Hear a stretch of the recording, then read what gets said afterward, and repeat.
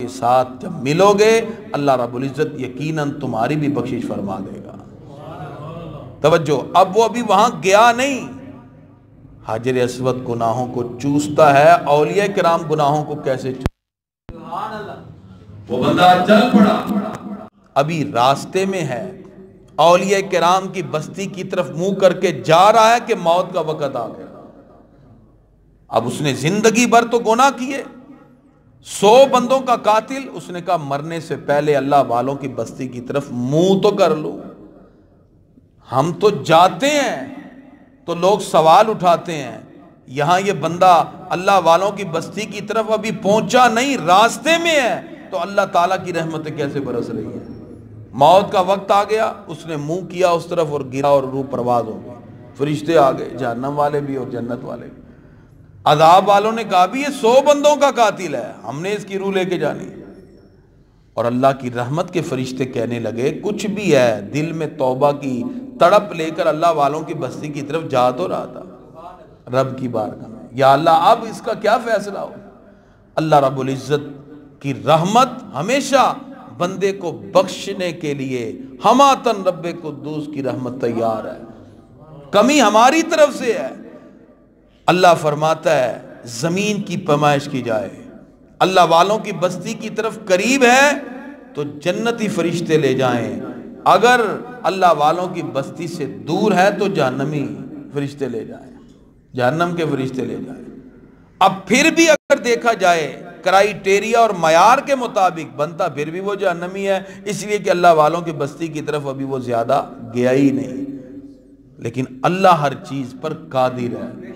اللہ تعالیٰ نے زمین کو حکم دیا، اللہ والوں کی بستی کی طرف جو زمین تھی، اللہ فرماتا ہے تو سکڑ جا، اور ادھر سے حکم دیا کہ تو طویل ہو جا۔ جب فرشتے پیمائش کرتے ہیں تو گناہ گار ہونے کے باوجود وہ بندہ اللہ والوں کی بستی کی طرف قریب پایا گیا، صرف ابھی گیا نہیں، ارادہ تھا، جنتی فرشتے لے کر اپنی آغوش رحمت میں رب قدوس کی بارگاہ میں حاضر ہو جاتے ہیں۔ بخشش کا پروانہ جاری کر دیا جاتا ہے صرف اللہ والوں کی بستی کی طرف قدم اٹھانے سے۔ تو میں عرض کر رہا تھا جس طرح حجر اسود کو استلام کرتے ہیں آپ دور سے، وہ آپ کے گناہوں کو چوس لیتا ہے، آپ اللہ والوں کی طرف ارادہ اور قصد کر کے قدم اٹھاتے ہیں، اللہ والے بھی آپ کے گناہوں کو چوس لیتے ہیں۔ گرامی قدر حضرات، جس طرح ہم ذکر کریں، ہمارے آقا علیہ الصلوۃ والسلام نے صحابہ کے سامنے یہ ذکر کیا، اور صرف ذکر نہیں کیا، سرکار صحابہ کو بھیجتے ہیں، جاؤ فلاں ولی سے دعا کرا کے آؤ۔ کون بھیج رہے ہیں جی؟ نبی کریم صلی اللہ تعالی علیہ وسلم۔ مجھے بتائیے ہمارے آقا علیہ الصلوۃ والسلام سے بڑھ کر کسی کی شان ہے؟ آپ بولتے کیوں نہیں؟ نبی کریم صلی اللہ علیہ وسلم تو سارے نبیوں کے سردار ہیں، سب سے اولیٰ و اعلیٰ ہمارا نبی، سب سے بالا و والا ہمارا نبی۔ کیا خبر کتنے تارے کھلے چھپ گئے پر نہ ڈوبے نہ ڈوبا ہمارا نبی۔ خلق سے اولیاء، اولیاء سے رسول، اور رسولوں سے اعلیٰ ہمارا نبی۔ ہمارے آقا علیہ الصلوۃ والسلام سے افضل کوئی ہے؟ پھر ہمارے پیارے نبی صلی اللہ علیہ وسلم ولی سے دعا کرانے کے لیے صحابہ کو کیوں بھیج رہے ہیں؟ اور بھیج بھی کس کو رہے ہیں؟ سرکار فرماتے ہیں لو کانا نبی بعدی لکانا عمر ابن الخطاب، میرے بعد کوئی نبی ہوتا تو وہ عمر بن خطاب ہوتے۔ سرکار عمر فاروق کو بھیج رہے ہیں۔ بھیج کس کو رہے ہیں؟ جن کے بارے میں سرکار نے کہا من کنت مولا فعلی مولا، جس کا میں مولا اس کا علی مولا۔ سرکار ان کو بھیج رہے ہیں، جاؤ ولی کے پاس جا کے دعا کرو۔ یہ بات سوچنے کی ہے۔ آج جو اولیاء کرام کے بارے میں زبان کھولتے ہیں، وہاں اس مقام پر ان کو یہ سوچنا چاہیے، اگر ہم اولیاء کرام کی بارگاہ میں دعا کے لیے جاتے ہیں، ان کی بارگاہ میں سفر کی نیت سے جاتے ہیں، تو یہ سفر وہ ہے، یہ عمل وہ ہے جس کا سرکار نے اپنی ہین حیات میں صحابہ کو حکم دیا، جاؤ اور دعا کس سے کرا کے آؤ؟ ولی سے کرا کے آؤ۔ وہ ولی کون ہے؟ نبی کریم صلی اللہ تعالی علیہ وسلم کی امت میں جب تمام صحابہ کے مقام کی انتہا ہو جائے، ایک ایسی ہستی کے مقام کی ابتدا ہوتی ہے جو رسول اللہ صلی اللہ علیہ وسلم کی امت کے ولی ہیں، اور صحابہ کو سرکار کہتے ہیں ان سے جا کے دعا کروانا۔ میری مراد حضرت اویس کرنی رضی اللہ تعالیٰ عنہ ہے،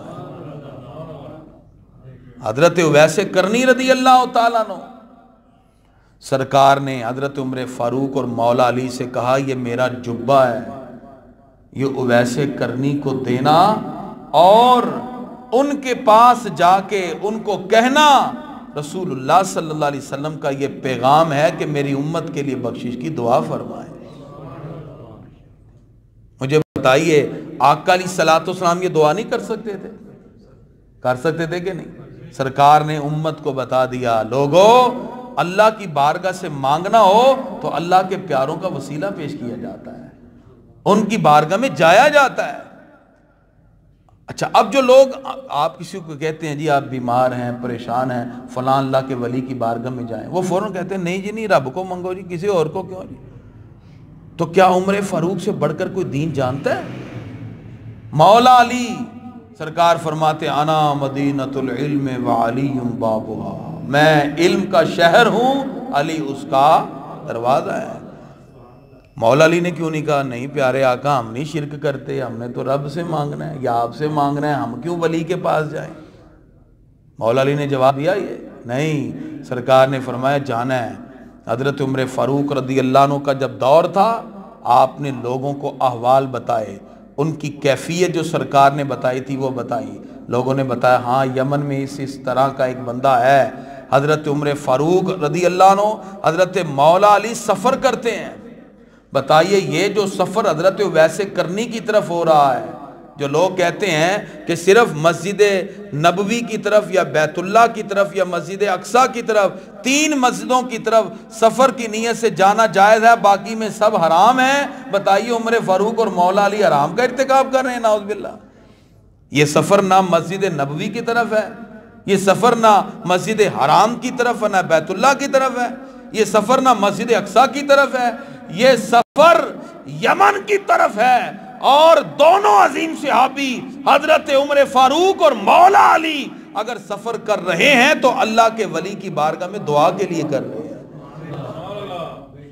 پوری ذمہ داری سے عرض کر رہا ہوں، حوالہ ایک صحیح مسلم اٹھا کے دیکھیے، پوری تفصیل موجود ہے۔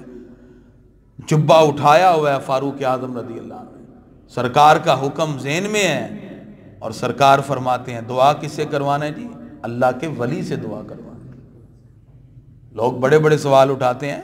حضرت موسیٰ علیہ السلام کو جب رب قدوس نے پوچھا سب سے بڑا عالم کون؟ آپ نے کہا نا۔ اللہ نے فرمایا یہ نہیں، فرمایا موسیٰ جاؤ، 2 سمندر جہاں ملیں گے وہاں آپ کو ایک ایسا بندہ ملے گا جو آپ سے بھی زیادہ جاننے والا ہے۔ موسیٰ علیہ السلام نے اپنے شاگرد یوشع بن نون کو ساتھ لیا اور چل پڑے، کن کو تلاش کرنے؟ حضرت خضر علیہ السلام کو۔ حضرت خضر علیہ السلام کے بارے میں یہ قول ہے کہ وہ اللہ کے ولی ہیں، نبوت کا بھی یہ قول ہے لیکن زیادہ اتھینٹک قول ولایت کا ہے۔ تو آپ جا رہے ہیں، یہاں میں آپ کو ایک تحفہ بھی دیتا جاؤں، اللہ کے ولیوں کی بات ہو رہی ہے۔ علامہ ساوی نے لکھا ہے جس کو حضرت خضر علیہ السلام کا صحیح نام یاد ہوگا اللہ اس کو خاتمہ ایمان پہ عطا فرمائے۔ نعرہ تکبیر، نعرہ رسالت، نعرہ رسالت، یا رسول اللہ۔ علماء اہل سنت۔ حاشیہ تحتاوی میں باقاعدہ طور پر اس کو علامہ ساوی نے حاشیہ ساوی کے اندر، یعنی جو تفسیر ساوی ہے اس کے اندر لکھا جس کو حضرت خضر علیہ السلام کا حقیقی نام، یہ ان کا حقیقی نام نہیں ہے، یہ لقب ہے۔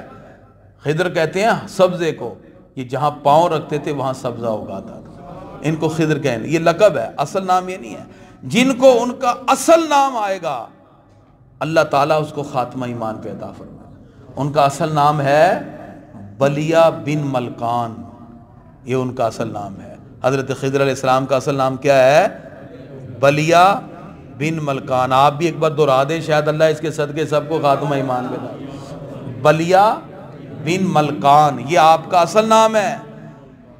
جن کو یہ نام یاد ہوگا، علامہ ساوی نے لکھا ہے تفسیر ساوی میں، اللہ اس کو خاتمہ ایمان پہ عطا فرمائے گا۔ مجھے بتائیے حضرت موسیٰ علیہ السلام جو یہ سفر کر رہے ہیں تحصیل علم کے لیے، یہ کسی مسجد کی طرف تو نہیں ہے، یہ اللہ والوں کی طرف ہے۔ ایسے حضرت عمر فاروق رضی اللہ عنہ، حضرت مولا علی جب پہنچے یمن میں، تلاش کرتے ہوئے حضرت ویس کرنی رضی اللہ عنہ کے گھر میں پہنچے، عبادت میں مشغول تھے۔ جس وقت حضرت عمر فاروق رضی اللہ عنہ اور مولا علی کے آنے کا احساس ہوا تو فوراً توجہ کی، کہا یہ وہ جبہ ہے جو سرکار نے عطا فرمایا۔ حضرت ویس کرنی کی خوشی کا کیا مقام ہوگا، جس محبوب کے لیے تڑپتے رہے ساری زندگی۔ پھر وہ جبہ آنکھوں سے لگایا، اور جب کہا کہ سرکار نے یہ کہا تھا، ویسے کرنی کو کہنا کہ میری امت کے لیے بخشش کی دعا فرمائے، فوراً تکمیل کی، کونے میں گئے، سر سجدے میں رکھ کے گر گڑا کے دعا کر رہے ہیں۔ معلوم ہوا آقا علیہ الصلوۃ والسلام نے پوری امت کو پیغام دے دیا کہ میرے بعد اب کوئی اور نبی نہیں ہے، سلسلہ ولایت قیامت تک چلتا رہے گا، اپنی دعاؤں کی قبولیت کے لیے ولیوں کی بارگاہ میں جاتے ہی رہنا، دعائیں کرواتے ہی رہنا۔ مگر نہ سرکار دو عالم علیہ الصلوۃ والسلام کو کیا ضرورت ہے کہ صحابہ کو کہیں جا کے دعا کرانا۔ اس کا مطلب یہ اولیاء کرام کی شان سمجھانا منظور تھی، اولیاء کرام کی بارگاہ کے ادب کا طریقہ سکھانا مقصود تھا، اور بتانا یہ تھا اللہ رب العزت کی بارگاہ میں اپنی دعاؤں کی قبولیت کے لیے ان ہستیوں کو وسیلہ بنانا ہے۔ امام بخاری نے یہ حدیث قدسی نقل کی، جس کا ایک حصہ یہ ہے، اللہ فرماتا ہے یہ اولیاء اللہ کی شان یہ ہے، وَلَئِن سَأَلَنِي لَأُعْطِيَنَّهُ، اگر یہ مجھ سے سوال کریں میں ان کو ضرور عطا فرماتا ہوں، وَلَئِنِ اسْتَعَاذَنِي لَأُعِيذَنَّهُ، اگر یہ مجھ سے پناہ مانگے تو میں پناہ بھی دے دیتا ہوں۔ یہ ان کی شان ہے، ان سے وعدہ ہے۔ اللہ رب العزت نے قرآن مجید فرقان حمید میں متعدد مقام پر ان کی عظمتوں کو ذکر کیا۔ اللہ تعالیٰ ارشاد فرماتا ہے لَهُمْ مَا يَشَاءُونَ عِندَ رَبِّهِمْ، یہ اپنے رب کی بارگاہ سے جو مانگے اللہ ان کو عطا فرمائے۔ یہ بلاغت کا قاعدہ ہے، لَهُمْ مَا يَشَاءُونَ، یعنی جب جار مجرور مقدم ہو تو مفید اثر ہوتا ہے، اور میں لَهُمْ مَا يَشَاءُونَ عِندَ رَبِّهِمْ، ان کے لیے وہ سب کچھ ہے جو اپنی رب کی بارگاہ سے یہ طلب کرتے ہیں۔ اس لیے گرامی حضرات، ان اولیاء کرام کی بارگاہ میں آنا اور پھر اولیاء کرام کے توسل سے مانگنا، یہ وہ عمل ہے جو خود آقا علیہ الصلوۃ والسلام نے صحابہ کو سکھایا تھا کہ یوں جا کے اللہ کے ولی کی بارگاہ میں میرا جبہ دے کر ان سے بخشش کی دعا کروانی ہے۔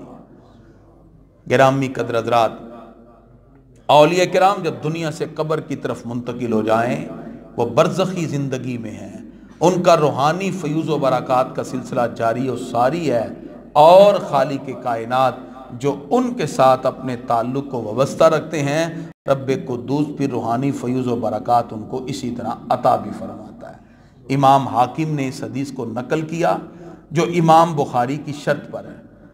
جتنے محدثین نے کتابیں لکھی ہیں، کسی نے جامع لکھی اور کسی نے سنن کو لکھا، یہ مختلف کتابوں کے ٹائٹل ہوتے ہیں، یعنی محدثین کی ٹرم آف کنڈیشن ہے، اس میں ایک کنڈیشن ہوتی ہے کہ جس کو مستدرک کہا جاتا ہے۔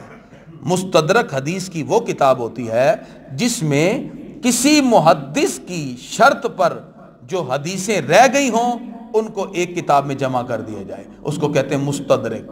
یعنی ہر محدث کے کچھ شرائط ہیں، جیسے امام بخاری کی شرطیں، امام مسلم کی شرطیں، امام ترمذی، انہوں نے ان شرائط کے تحت حدیثوں کو جمع کیا۔ تو امام بخاری کی شرطیں کڑی سے کڑی ہیں، اس لیے ان کو زیادہ مرتبہ ملا، لیکن انہوں نے ساری تو نہیں اپنی شرط والی حدیثیں اکٹھی کی، جو ان کی شرائط پر حدیثیں رہ گئیں ان کو کس میں جمع کیا جی؟ مستدرک۔ ان کتاب کو کیا کہتے ہیں؟ مستدرک۔ امام حاکم کی، امام ابو عبداللہ نیشاپوری، امام بخاری کی شرط پر ایک حدیث انہوں نے یہاں نقل کی، اور یہ حدیث یہ ہے کہ مروان مدینہ کا گورنر ہے اور اپنی گورنری کی شان میں ایک مرتبہ سرکار کے روضہ اقدس کی زیارت کے لیے آیا تو دیکھا ایک شخص آقا علیہ الصلوۃ والسلام کی قبر انور پر اپنی پیشانی رکھ کے کچھ کہہ رہا ہے. کیا رکھے جی؟ حدیث میں جب حق لگا پیشانی کو ٹکایا ہے قبر پہ اور عرض کر رہا ہے. اب وہ گورنر تھا اور ان کو جو حکومتی لوگ ہوتے ہیں ان کو ایک اپنا منصب کا ایک رکھ رکھاؤ بھی ہوتا ہے. اس نے پیچھے سے اس بندے کو ہلایا اور پوچھا ابھی یہ تو کیا کر رہا ہے؟ مقصد یہ تھا کہ بھی ہمارا پروٹوکول ہے, ہم گورنر ہیں, ہمارے لیے ذرا جگہ چھوڑو. سرکار دو عالم علیہ السلام کی قبر انور پہ اس بندے نے جھکے جھکے کہا لم آت الحجر انما جیت رسول اللہ صلی اللہ علیہ وسلم. اس شخص نے جھکے ہوئے کہا لم آت الحجر, میں پتھروں کے پاس نہیں آیا, انما جیت رسول اللہ صلی اللہ علیہ وسلم, میں اپنے آقا کی بارگاہ میں آیا. جب اس شخص نے اتنے روب کے ساتھ یہ جواب دیا تو گورنر بھی سوچنے پہ مجبور ہو گیا, اتنے کانفیڈنس سے بات کرنے والا یہ کون ہے؟ جب اس نے جھک کر دیکھا اپنی پیشانی سرکار کی قبر سے ٹکا کر باتیں کرنے والے حضرت ابو ایوب انصاری رضی اللہ تعالیٰ عنہ. یہ وہ صحابی ہیں جو میزبان مصطفیٰ ہیں صلی اللہ علیہ وسلم. سرکار مدینہ شریف آئے تو ہر ایک نے کہا پیارے آقا میرے گھر میں. فرمایا آج یہ فیصلہ میری اونٹنی کرے گی, جہاں بیٹھے گی. اللہ کے حکم سے اونٹنی حضرت ابو ایوب انصاری کے گھر کے باہر آ کے بیٹھی. انہوں نے سرکار کے شب و روز دیکھے, خلوتیں جلوتیں بھی دیکھیں. جو دین کو اتنا قرب سے دیکھنے والے ہیں ان سے بڑھ کر دین کو کون جان سکتا ہے. سرکار کی قبر انور پہ پیشانی ٹکا کر جو گفتگو کر رہے تھے, جو باتیں کر رہے تھے اور یہ کہہ رہے تھے لم آت الحجر, میں پتھروں کے پاس نہیں آیا, انما جیت رسول اللہ, میں اپنے آقا کی بارگاہ میں آیا ہوں. ان کا نام حضرت ابو ایوب انصاری رضی اللہ عنہ ہے. اور سرکار فرماتے ہیں اصحابی کالنجوم, میرے صحابہ چمکتے ہوئے ستاروں کی طرح ہیں. فَبِأَيِّهِمْ اقْتَدَيْتُمْ اِهْتَدَيْتُمْ, تم جس کی پیروی کرو گے اللہ تمہیں ہدایت عطا فرما دے گا. اس لیے گرامی قدرات ان پاک ہستیوں کے ساتھ ہمیں اپنے تعلق کو مضبوط رکھنا ہے. آج کے اس دور میں ایک عجیب انداز ہے. میرے پاس ایک بندے نے پمفلٹ بھیجا کہ دیکھیں جی داتا کہنا بھی شرک, غوث کہنا بھی شرک, قبر پہ بھی جانا شرک, فی ساری چیزیں. تو میں نے کہا یہ جو آیتیں آپ مجھے دکھا رہے ہو یہ اللہ نے ان کے بارے میں تاریخ کہتے ہیں. ہاں جی قرآن میں لکھا ہے ولیوں کے پاس جانا شرک ہے. میں کہا جی اچھا آپ یہ بتائیں کون سے صحابی تھے جو کسی ولی کے دربار پہ گئے تو اللہ نے یہ آیت اتار کے کہا یہ شرک ہے؟ اب وہ بندہ سر پکڑ کے بیٹھ گیا. میں نے کہا آپ مجھے اس صحابی کا نام بتائیں جو کسی ولی کے دربار پہ گئے اور اللہ نے یہ آیتیں اتار کے کہا کہ یہ شرک ہے. اب وہ ایک بھی نام نہیں ہے. میں نے کہا یہ ساری آیتیں میں بتاتا ہوں. یہ آیت اللہ نے بتوں کے بارے میں اتاری, یہ آیت اللہ نے ان لوگوں کے بارے میں اتاری جو لوگ اللہ رب العزت کی عبادت کو چھوڑ کر بتوں کی عبادت کرتے تھے. بتائیے ہم غوث پاک کی عبادت کرتے ہیں؟ نعوذ باللہ. ہم عبادت کس کی کرتے ہیں؟ اللہ کی. ہم میں سے کوئی داتا صاحب کی عبادت کرتا ہے؟ عبادت کس کی کرتے ہیں؟ اللہ کی کرتے ہیں. ان لوگوں کا پاکیزہ ذکر کرنا یہ عبادت نہیں ہے. اگر آپ کہتے ہیں کہ ان محبتوں کے تذکروں کو عبادت سے تعبیر کیا جاتا ہے تو پھر محبت کے تذکرے تو ان کے پاس بھی ہیں, لیکن ان کو اپنے سیاسی پارٹی اور لیڈروں کے تذکرے مبارک ہوں, ہمیں رسول اللہ کے تذکرے اور سرکار کی امت کے اولیاء کے تذکرے مبارک ہوں. وہ ان کے کرتے رہیں, کرتے تو وہ بھی ہیں, جھنڈے اٹھا کے پھر رہے ہوتے ہیں کہ جی ہم فلاں, ہم آپ کو وہ مبارک ہو, ہمیں یہی مبارک ہے. تو گرامی قدرات ہم کسی ولی کے بارے میں نعوذ باللہ, ہمارا کسی بھی کوئی بھی ذمہ دار عالم دین کبھی نہیں کہتا کہ آپ فلاں نعوذ باللہ ولی کو یہ اوصاف سے متصف کر کے خدا کے برابر ٹھہراؤ.